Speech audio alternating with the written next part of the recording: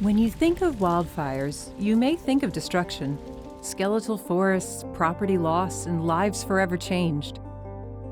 But fires can also bring rejuvenation. They can renew ecosystems, nourish the soil, and foster new growth. But climate change is causing these fires to burn larger, longer, and more often. These larger and more frequent fires damage ecosystems, disrupt communities, and can even influence the climate. So, understanding the basics of wildfires and how they're impacted by climate change is key to our ability to predict where and when fires are likely to occur, as well as remotely detect and track wildfires once they ignite, and ultimately mitigate their impacts on human health and the environment. This is Wildfires 101. The first thing you should know is that wildfires require 3 key ingredients: fuel to burn, the right conditions, and a source of ignition. But what does that actually mean? So fuel, like needles, leaves, or wood on the forest floor, is rarely a fire's limiting factor. And the conditions that are favorable for fire, like hot, dry, and windy days, are becoming more and more common as our climate changes. Under these fire weather conditions, fuels dry out and become more susceptible to burn. As for a source of ignition, well, most of the wildfires that NASA detects from space are started by people. Others, usually in the Arctic and boreal regions, are ignited by lightning strikes.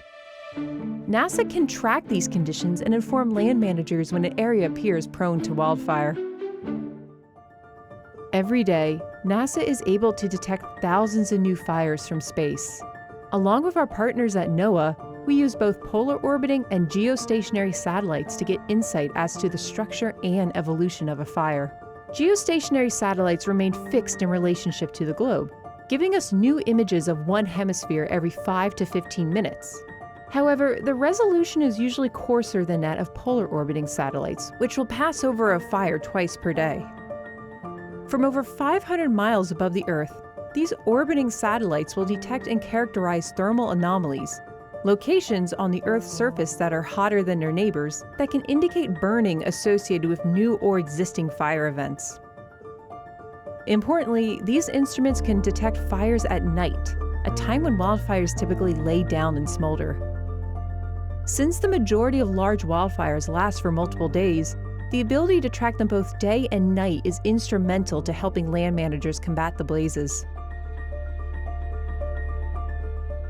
But it's not just the fire itself that's dangerous. Wildfire smoke can travel for thousands of miles, having the ability to blanket large swaths of a continent from a single wildfire. Smoke from wildfires can reach high altitudes, between 3 to 6 miles, and travel with prevailing winds. This smoke can linger in the air for several weeks, changing the chemistry of the atmosphere and reducing the amount of sunlight reaching the surface. Smoke that gets trapped near the ground severely impacts the air quality in surrounding communities. And poor air quality can last for months as large fires continue to smolder even after the fire itself has been contained. Climate change is not only impacting the size and intensity of wildfires, but also their frequency in some regions. NASA has over 22 years of daily fire data to track wildfire trends. This is important to get a sense of how fire regimes, the historical frequency of wildfires in a region, are changing over time. Understanding an ecosystem's fire regime is important because in many instances, wildfire is essential to maintain a mixture of younger and older vegetation. However, when fires occur too frequently or with increased severity, it can have devastating effects like destroying habitat, changing soil chemistry, and clogging waterways. Not to mention releasing greenhouse gases like CO2 and aerosols into the atmosphere. NASA can study wildfires' impact on the landscape by measuring burn scars, as well as tracking vegetation loss and rate of regrowth. Having an accurate assessment of a landscape post-fire is a key part of understanding how ecosystems recover over time. NASA's ability to not only track wildfires, but also the conditions that lead to them, is essential to our ability to mitigate their impacts. We're working with land managers and those on the front lines to give them the tools, including near real-time data, to help them make decisions to minimize the risks and plan for the future.